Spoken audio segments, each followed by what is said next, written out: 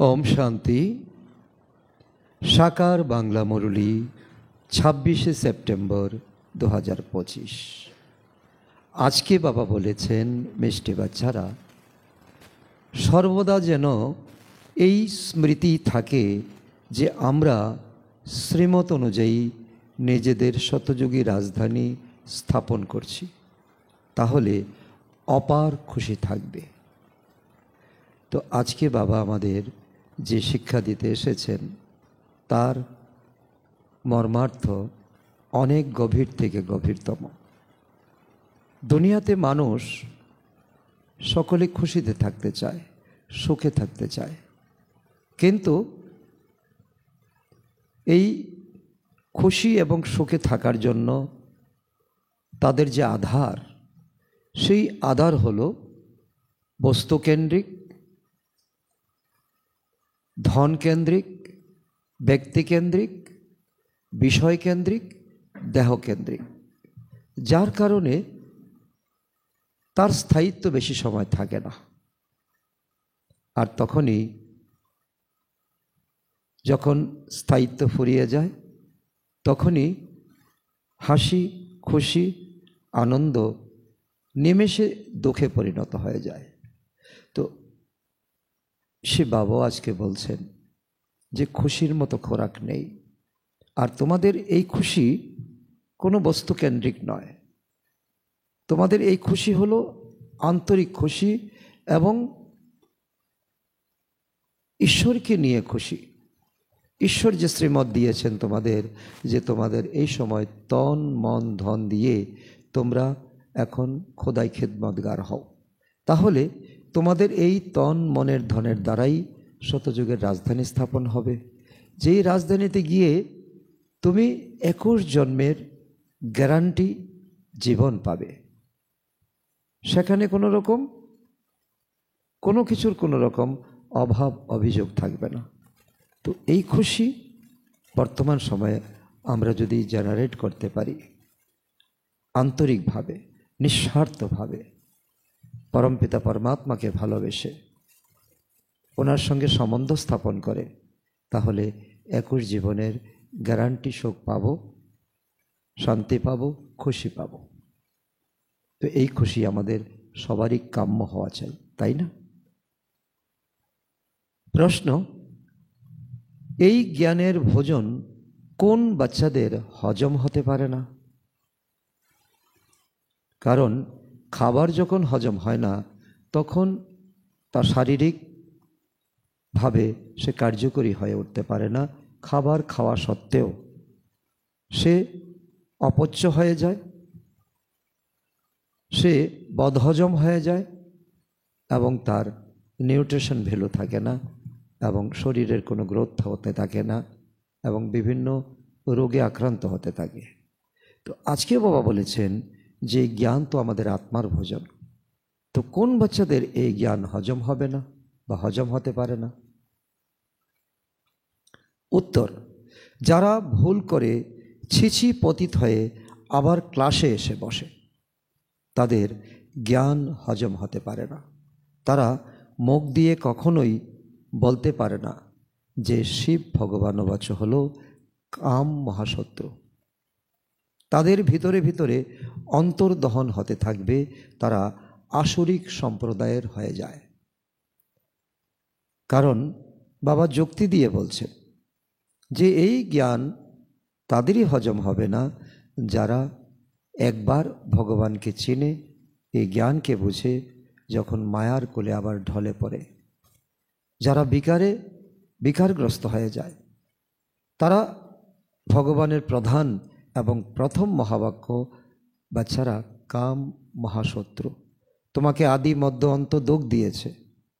তারা নিজের মধ্যে এই অন্তর্জ্বালাতেই জ্বলতে থাকে, কি করেছি, কি ভুল করেছি, এই ভুলকে তো আর সংশোধন করা যাবে না, কাউকে বলতেও পারবে না তুমি পবিত্র হয়ে যাও, তখন সে তো তাকে আঙ্গুল তুলবে, তুমিও তো পতিত হয়েছ। সেই কারণে এই জ্ঞান সকলের পক্ষে হজম করা সম্ভব নয়। সময় থাকতে এই জ্ঞানকে মূল্য দেওয়া, এবং জীবনে ধারণ করা। আর তবেই সেই খুশি নিজের তন মন ধন দিয়ে শতযোগী রাজত্ব আমরা স্থাপন করছি।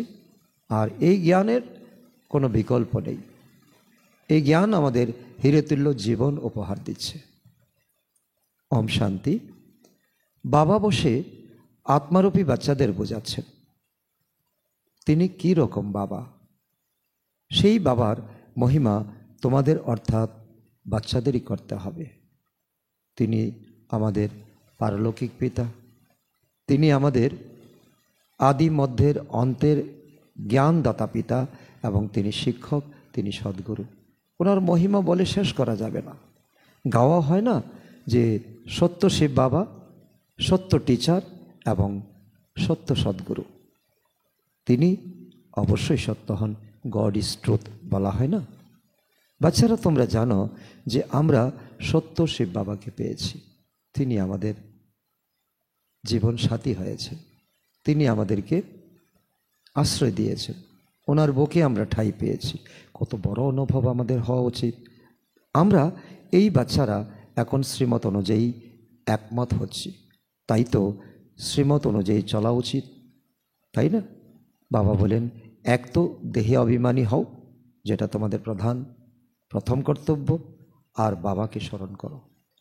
দেহি অভিমানী হলেই নিজেকে অনুভব করতে পারবে, বাবাকে স্মরণ করতে পারবে। যত স্মরণ করবে নিজের কল্যাণ করবে, নিজেরই কল্যাণ হবে। যত নিজের কল্যাণ করবে তো অন্যদেরও কল্যাণ করতে থাকবে। তোমরা আবার নিজেদের রাজধানী স্থাপন করছো নিজের তন মন ধন দিয়ে। কত বড় খুশির কথা না? পূর্বে আমাদের রাজধানী ছিল আমরা, অর্থাৎ যারা দেবী দেবতা ধর্মের ছিলাম তারাই 84 জন্ম ভোগ করে এখন সঙ্গম যুগে আছি। এই সঙ্গম যুগেই পরমপিতা পরমাত্মা ব্রহ্মার শরীরে এসেছেন। বাচ্চারা, এই পুরুষোত্তম সঙ্গম যুগের কথা তোমরা ছাড়া অন্য কারো জানা নেই। বাবা কত নতুন নতুন পয়েন্টস দেন। বাচ্চারা যদি ভালোভাবে স্মরণে থাকে, বাবাকে যদি স্মরণ করো, পয়েন্টগুলি যদি তোমরা স্মরণে রাখতে পারো, তবে অনেক খুশি থাকবে। দুনিয়ার সবথেকে উচ্চ জ্ঞান আমরা প্রাপ্ত করছি, কিন্তু বাবাকে স্মরণ করার পরিবর্তে দুনিয়ার অন্যান্য ব্যাপারে তোমরা ব্যস্ত হয়ে পড়ো। এটাই তোমাদের বিপত্তি ডেকে আনে। তো এইটা স্মরণে থাকা উচিত যে আমরা শ্রীমত অনুযায়ী নিজের রাজ্য স্থাপন করছি, যেখানে আমাদের পরমতের কোনো বিশেষ নেই, আর অন্য থেকে কোনো সাহায্যের প্রশ্ন নেই। আমাদের তন মন ধন আমরা কাজে লাগাচ্ছি আমাদের জন্য। গাওয়া হয় না যে উচ্চতমর চেয়ে উচ্চ ভগবান, উচ্চতমর চেয়ে উচ্চ হলো ওনার শ্রীমত। শ্রীমত কি শেখায় এটাও তো সকলকে বোঝাতে হবে। শ্রীমত আমাদেরকে সহজ রাজযোগ শেখায়। রাজত্বের জন্য অধ্যয়ন করানো হচ্ছে, কারণ সাধারণ পড়া, বিশেষ কিছু পড়া নয়। 7 দিনে পড়াশোনা করে যে কেউ এই ইন্দ্রসভাতে বসতে পারে। এত সহজ পড়াশোনা দুনিয়াতে আর কোথাও নেই। নিজের প্রকৃত পিতার সৃষ্টির সমস্ত সৃষ্টির আদি মধ্য অন্তকে জেনে আর দৈবী গুণকে ধারণ করতে হবে, এই তো শিক্ষা। আর তো কোনো বিশেষ কোনো পেঁচালো কোনো জিনিস নেই। কখনো বাবার বিরুদ্ধে যাওয়া উচিত নয়। অনেক বাচ্চা নিজেকে সার্ভিসেবল ভেবে অহংকারী হয়ে যায়। অহংকার পতনের মূল। কারণ প্রথমে তো কিছুই আমরা জানিনি, এখন বাবা আমাদেরকে শিখিয়েছে। এখন শিখে যদি মনে করি এটা আমার বিদ্যা, তাহলে সেখানে ব্যতিক্রম হয়ে যায়, সেখানেই আমরা ভূপতিত হয়ে যাই। এরকম অনেক হয়। তখন কোথাও বাচ্চারা মায়ার কোলে চলে যায়, তখন নেশাই একেবারে উড়ে যায়। তোমরা যারা মাতারা পড়াশোনা জানো না, পড়াশোনা জানলে তো তোমরা কামাল করে দেখাতে পারতে, কারণ তোমাদের মাতাদের টাইটেল হলো শিব শক্তি। পুরুষদের মধ্যে তাও কেউ পড়াশোনা জানা মানুষ আছে। কুমারীরা, তোমাদের তো নাম উজ্জ্বল করা উচিত, কারণ তোমাদেরকে কানাহিয়া বলা হয়। তোমরা শ্রীমত অনুযায়ী রাজত্ব স্থাপন করেছিলে, নারী থেকে লক্ষ্মী হয়েছিলে, তাই কত নেশা তোমাদের থাকা উচিত। কারণ এই জ্ঞান একবার শুনেই তারই চমৎকার লাগবে, তারই নেশা চড়বে যে সত্যযুগের উঁচু পদ পেতে চলেছে। এখানে তো দেখো, পয়সার পড়াশোনার জন্য প্রাণপাত পর্যন্ত করে দেয়। পয়সার জন্য আমি কেন ফেল হলাম, একটাই প্রশ্ন, আমি কেন কম নাম্বার পেলাম, আত্মঘাতী হয়ে যায়, প্রাণঘাতী হয়ে যায়। আরে তোমরা সুন্দর হচ্ছ তাহলে আবার অসুন্দর তমপ্রধান দুনিয়ার প্রতি কেন আকৃষ্ট হবে? কারণ এখানে আমাদের একটাই টার্গেট, এই কবরখানার প্রতি হৃদয় দিও না। আমরা তো বাবার থেকে উত্তরাধিকার প্রাপ্ত করতে এসেছি না? পুরানো দুনিয়ার প্রতি হৃদয়ের টান থাকা মানে হলো নরকে যাওয়া। বাবা এসে আমাদের নরক থেকে কী করেন? উদ্ধার করেন। যেমন জলে ডুবে যাওয়া কোনো ব্যক্তিকে কেউ উদ্ধার করলে তাকে সকলে শাবাশি দেয়, ঠিক তেমনি বাবা আমাদেরকে নরক থেকে উদ্ধার করেছেন আমাদের চুলের মুঠি ধরে। মায়া কিন্তু আমাদেরকে নিয়ে গিয়েছিল, একেবারে চুল পর্যন্ত ডুবিয়ে দিয়েছিল। তবে কেন তোমরা নরকের দিকে মুখ রাখবে? বাবা প্রশ্ন করছেন। কারণ তোমাদের যদি বুদ্ধিমত্তাতে বসে যায় যে তোমরা এখন স্বর্গতে যাচ্ছ, তো কেন আবার নরক থেকে উঠে কেন আবার নরকের দিকে চাইছো? তোমাদের এই অধ্যয়ন কত সহজ, কোনো মুনি ঋষি জানে না, না কোনো টিচার, না কোনো মুনি ঋষি বোঝাতে পারবে। তিনি হলেন বাবা, তিনি হলেন টিচার এবং তিনি সদ্গুরু। 3 in 1, তিনের মধ্যে একের মধ্যে তিন। তো সেই গুরুরা কি শোনায়? তারা শাস্ত্র শোনায়, তাদেরকে টিচার বলা হবে না। তারা কখনো এরকম বলে না যে আমরা দুনিয়ার হিস্ট্রি জিওগ্রাফি শোনাচ্ছি। পরমপিতা পরমাত্মা নিজে কোনো পুস্তক পড়েন না, কিন্তু অনর্গল তিনি দিয়ে যাচ্ছেন। কারণ ড্রামাতে ওনার আত্মার মধ্যে যা স্টোর আছে সব কিছু তিনি উজাড় করে দিয়ে যান বাচ্চাদের জন্য। তিনি আমাদেরকে শিষ্য বানান না, তিনি আমাদেরকে সন্তান বানান। বাবা তোমাদের শাস্ত্রের সার বোঝান আর তারপর ওয়ার্ল্ডের হিস্ট্রি জিওগ্রাফিও বলে দেন। বাবা এও বলে দেন যমুনার কণ্ঠে তোমাদের ছোট্ট গ্রামের মতো দেশ হবে, সেই ভারতবর্ষের তোমরা দেবী দেবতা হবে। কত বড় নেশা চড়িয়ে দিচ্ছেন বাবা। এখন এই টিচার ভালো না ওই টিচার ভালো, বিবেচনা আমাদের করতে হবে। ওই টিচারের কাছে তোমরা যতই পড়ো না কেন, কী উপার্জন করবে? তাও ভাগ্যের ব্যাপার। পড়তে পড়তে কোনো অ্যাক্সিডেন্ট হয়ে গেল, মরে গেলে পড়াশোনা শেষ, পরবর্তী জন্মে আর কেরি করবে না। এখানে তোমরা এই পড়া যতই পড়ো ব্যর্থ যাবে না। হ্যাঁ, শ্রীমতে না চলে উল্টো চললে বা গর্তে গিয়ে পড়লে তবে যতটা পড়েছ সেটা আর চলবে না, পরের জন্মে গিয়ে নতুন করে শুরু করতে হবে। কিন্তু এই পড়াশোনা হলো 21 জন্মের জন্য, কিন্তু নিচে পড়ে গেলে কল্পান্তরের জন্য অনেক ক্ষতি হয়ে যাবে। সেই জন্য বারবার বাবা এটাই আজকে বোঝাচ্ছেন, তোমাদের এই জ্ঞানকে হজম করতে হবে। কারণ পদস্খলন হলে চলবে না। কারণ বাবার দিকে এসে, রামের দিকে এসে আবার যদি রাবণের দিকে ওকি মারো, তাহলে পা পিছলে আবার গর্তে পড়ে যেতে পারো। তখন আবার বাবার দরজা তো খোলা, বাবা তো নিষেধ করবে না, কিন্তু এসে তুমি নিজেকে লজ্জিত মনে করবে, কাউকে বোঝাতে পারবে না, চুপচাপ বসে থাকবে।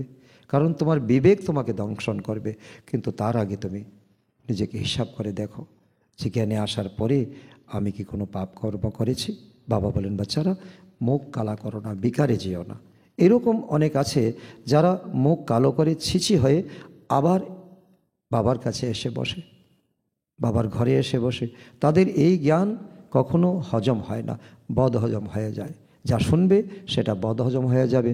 আবার মুখ দিয়ে কাউকে বলতেও পারবে না যে ভগবান বলেন কাম মহাশত্রু, কারণ তারাই তো সেই ভুক্তভোগী। তো এর উপর বিজয় প্রাপ্ত করতে হবে। তো নিজেই বিজয় প্রাপ্ত করতে পারে না, তো অপরকে বলবে কি করে? অন্যেরা আঙ্গুল তুলবে না, ভিতরে ভিতরে দগ্ধ হবে।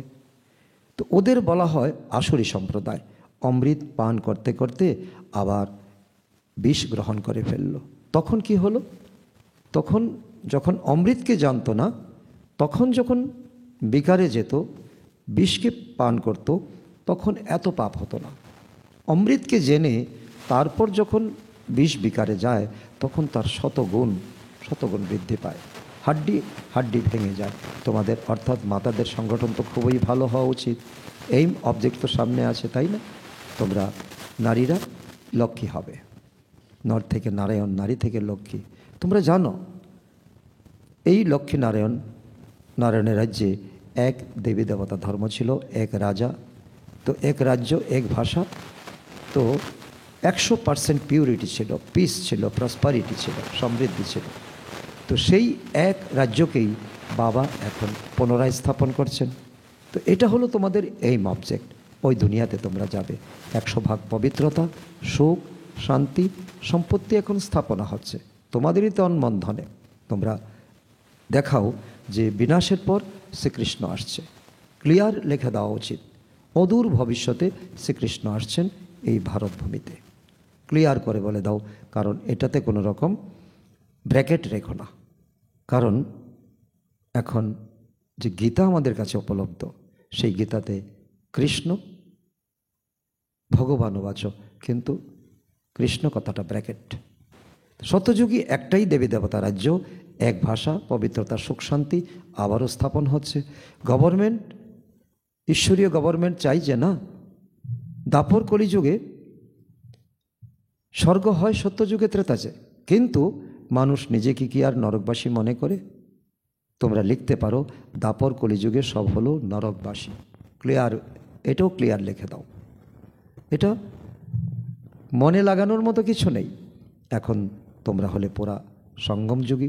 এখন এই জ্ঞানের আওতায় আসলে, ছত্রছায়াতে আসলে তোমরা সঙ্গমযুগী হয়ে যাবে, ভগবানের হৃদয়ে তোমাদের স্থান হবে। তার জন্য তোমাদের সময় বের করতে হবে। পূর্বে তোমরাও কলিযুগীর নরকবাসী ছিলে, এখন তোমরা স্বর্গবাসী হচ্ছ। ভারতকে স্বর্গ করে তোলা হচ্ছে শ্রীমত অনুযায়ী, কিন্তু সেই সাহস, সংগঠন থাকা চাই, সাহসও থাকা চাই, সেই সংগঠনও থাকা চাই। ঘুরতে গেলে তো এই লক্ষ্মীনারায়ণের চিত্র নিয়ে যেতে হবে, কারণ তোমাদের লক্ষ্য তো একটাই, ঘুরতে গেলে কোনো বিশেষ, কিন্তু সেখানে গিয়ে আমাদের সেবা করতে হবে, এটা ভালো। অনেকের এমন নেশা থাকে। এতে লিখে দাও আদি সনাতন দেবী দেবতা ধর্ম, সুখ শান্তির রাজ্য স্থাপন হচ্ছে কিভাবে? ত্রিমূর্তি শিব বাবার শ্রীমত অনুযায়ী। ত্রিমূর্তি কথাটা লিখতে হবে। এরকম এরকম বড় বড় অক্ষরে বড় বড় চিত্র বানাও। ছোট বাচ্চা ছোট চিত্র পছন্দ করে, আরে চিত্র তো যত বড় হবে ততই ভালো, তাই না? এই লক্ষ্মী নারায়ণের চিত্র কত সুন্দর, কত সুন্দর, কত সুমধুর। এই এর মধ্যে শুধুমাত্র লিখতে হবে একই সত্য ত্রিমূর্তি শিব বাবা, সত্য ত্রিমূর্তি শিব বাবার টিচার, সত্য ত্রিমূর্তি শিব বাবা সদ্গুরু। ত্রিমূর্তি শব্দ না লিখলে তো মনে করবে পরমাত্মা তো হলেন নিরাকার, তিনি কি করে টিচার হতে পারেন? জ্ঞান তো নেই, তাই না? তার জন্য তো উল্টাপাল্টা প্রশ্ন করবেই। লক্ষ্মীনারায়ণের চিত্র টিনের শিটের উপর তৈরি করে প্রতিটি জায়গায় রাখতে হবে। তো এটা স্থাপনা হচ্ছে। মানুষকে কুম্ভকর্ণের নিদ্রা থেকে জাগার সুযোগ দাও, পরে যাতে কেউ ওলহনা না দিতে পারে, অজুহাত না দিতে পারে। তো তোমরা তো আমাদেরকে কোনো জানানি দিলে না, ভগবান আসলো, এত বড় কার্য করলো, আমরা তো জানিই না। তার জন্য জায়গায় জায়গায় মোড়ে মোড়ে, তখন তো এটারই প্রচলন ছিল, টিনের শিটের উপরে বড় বড় অক্ষর করে লিখে, তো এইভাবে মোড়ে মোড়ে লাগিয়ে দাও।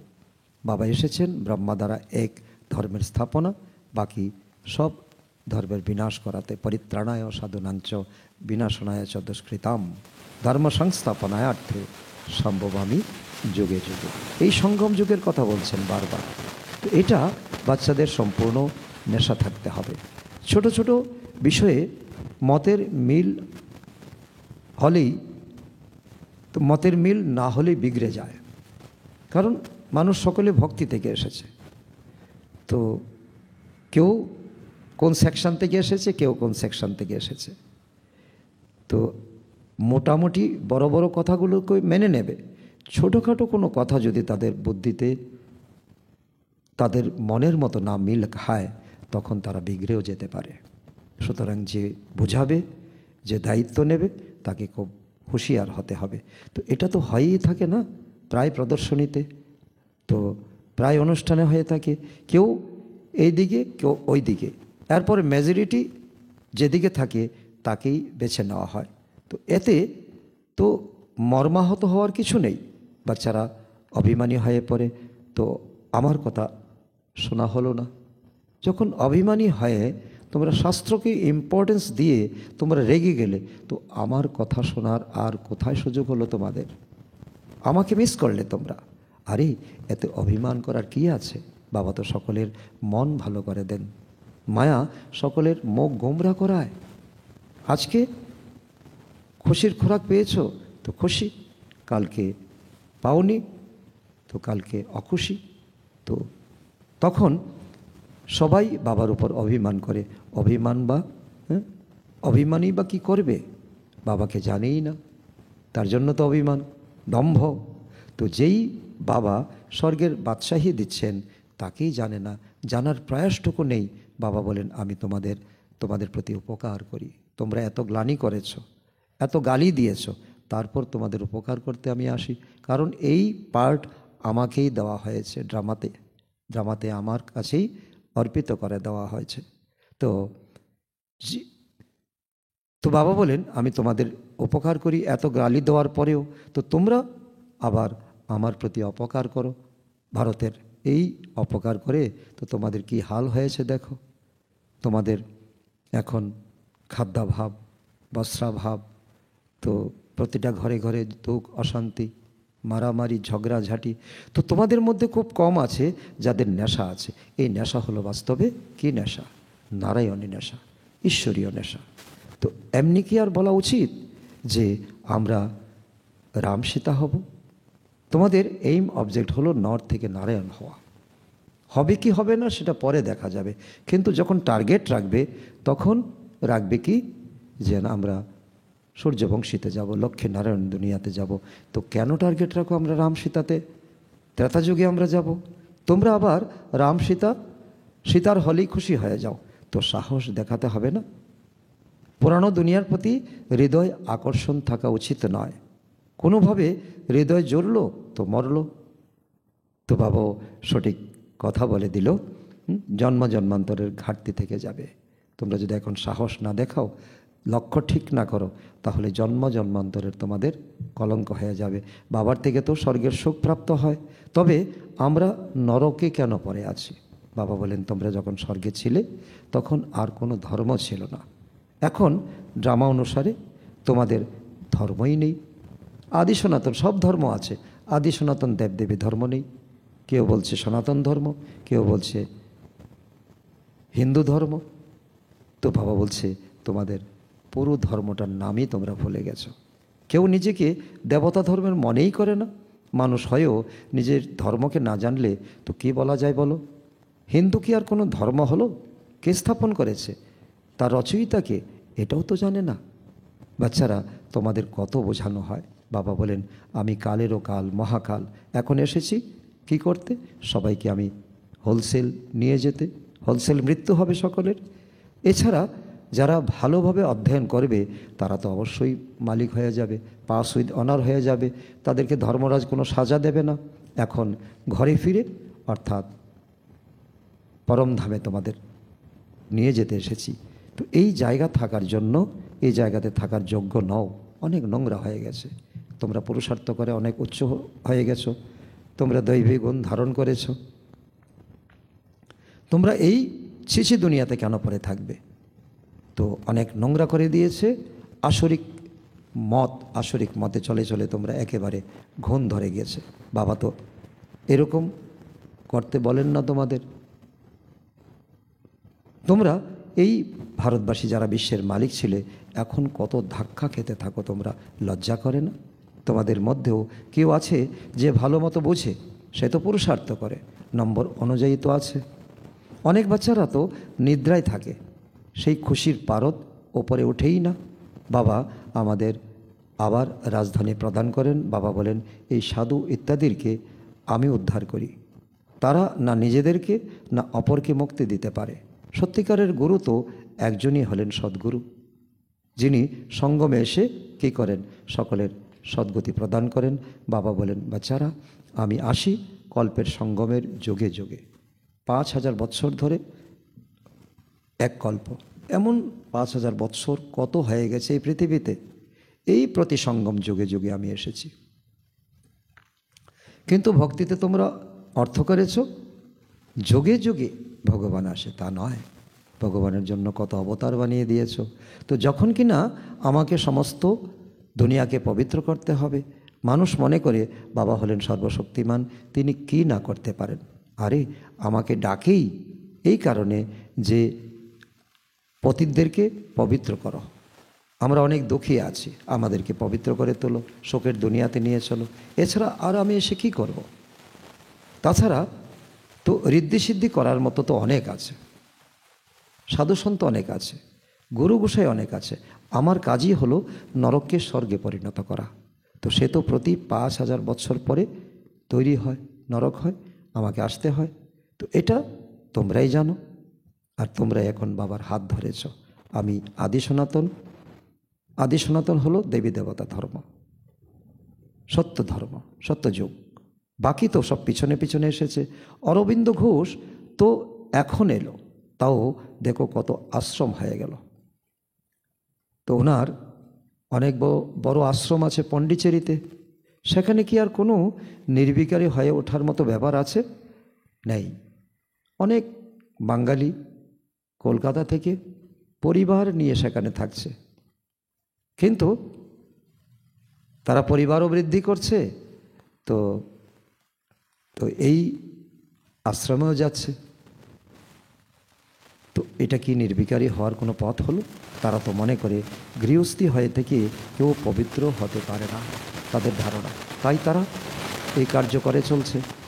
তো বাবা বলেন গার্হস্থ্য জীবনে থেকে শুধুমাত্র এক জন্ম পবিত্র থাকো। এটা বাবার অর্ডিন্যান্স, এটা বাবার অর্ডার।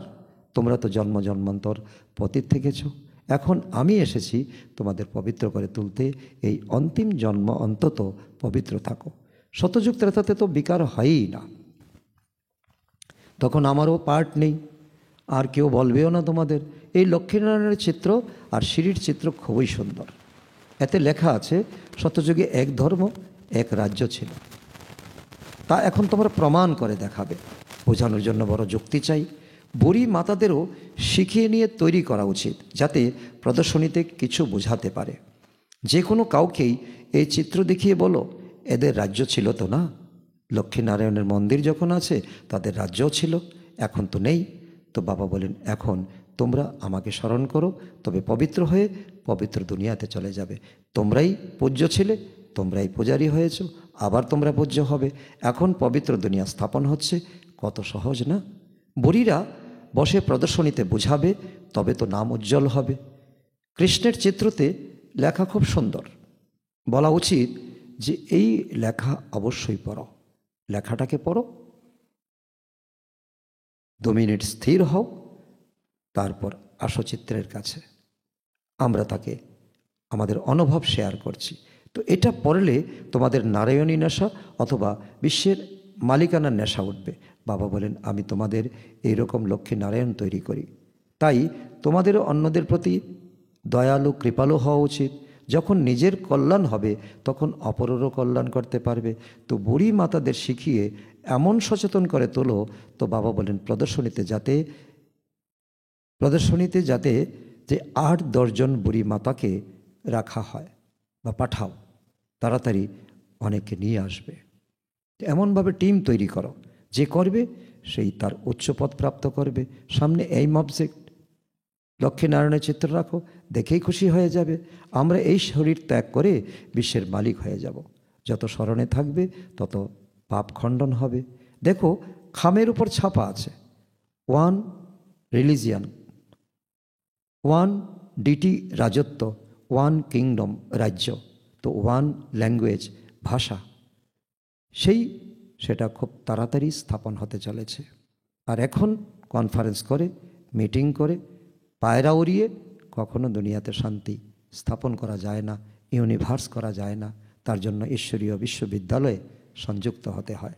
আচ্ছা, মিষ্টি মিষ্টি হারানিধি বাচ্চাদের প্রতি মাতা পিতা বাপদাদার স্মরণের স্নেহ সুমন আর সুপ্রভাত। আত্মাদের পিতা তার আত্মারূপী বাচ্চাদের জানাচ্ছেন নমস্কার। আমরা আত্মারূপী সন্তানরা আমাদের মাতা পিতা বাপদাদাকে জানাই স্মরণের স্নেহ সুমন, সুপ্রভাত ও নমস্কার। ধারণার জন্য মুখ্য সার 1 নম্বর, কখনোই নিজেদের মধ্যে বা বাবার প্রতি অভিমান করতে নেই।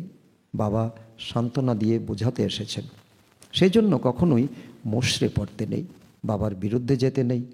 নাম্বার 2, পুরানো দুনিয়ার প্রতি, পুরানো দেহের প্রতি হৃদয় যেন উদ্বেলিত না হয়। সত্য বাবা, সত্য টিচার আর সদ্গুরুর সাথে সততা নিয়ে থাকতে হবে। সর্বদা একের শ্রীমত অনুযায়ী চলে দেহি অভিমানী হতে হবে। বরদান, নিজের তপস্বী স্বরূপের দ্বারা সকলকে প্রাপ্তির অনুভূতি করিয়ে মাস্টার বিধাতা ভাব।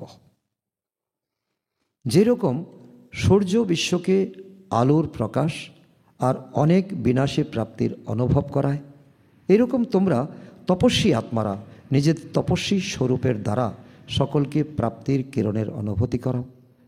এর জন্য প্রথমে জমার খাতা বৃদ্ধি করো, তারপর জমা করা খাজানা মাস্টার বিধাতা হয়ে দিতে থাকো। তপস্বী মূর্তির অর্থই হলো তপস্যা দ্বারা শান্তির কিরণ চারিদিকে ছড়িয়ে পড়ছে, এই অনুভূতি করা। তুমি করলে অন্যেরাও সেই যোগদান পাবে। স্লোগান, স্বয়ং নির্মাণ হয়ে সবাইকে সম্মান দিতে থাকো, এটাই হলো সত্যিকারের পরোপকার। আজকের অব্যক্ত ইশারা, এখন লগনের অগ্নিকে প্রজ্বলিত করে যোগকে জ্বালারূপ বানাও। এখন সবাই ভালো ভালো বলছে, কিন্তু ভালো হতে হবে এই প্রেরণা পাচ্ছে না। তার জন্য একটাই সাধন হলো সংগঠিত রূপে জ্বালা স্বরূপ হও। প্রত্যেকে চৈতন্য লাইট হাউস হও, সেবাদারি আছো, স্নেহী আছো, এক বল এক ভরসা মেনে চলছ। তো এসব তো ঠিক আছে, কিন্তু মাস্টার সর্বশক্তিমান স্টেজের উপর এসে গেলে তো সবাই তোমাদের সামনে মত্ত হয়ে চক্র লাগাতে থাকবে। তো সেই স্থিতি, সেই জ্বালারোপ যোগ তোমাদের এখন করতে হবে। আজকের সমান আমি মাস্টার বিধাতা আত্মা, কারণ তপস্বী হয়ে সকলকে অনুভব করানোর অধিকারী, অর্থাৎ মাস্টার বিধাতা আত্মা। আচ্ছা, ওম শান্তি, ওম শান্তি।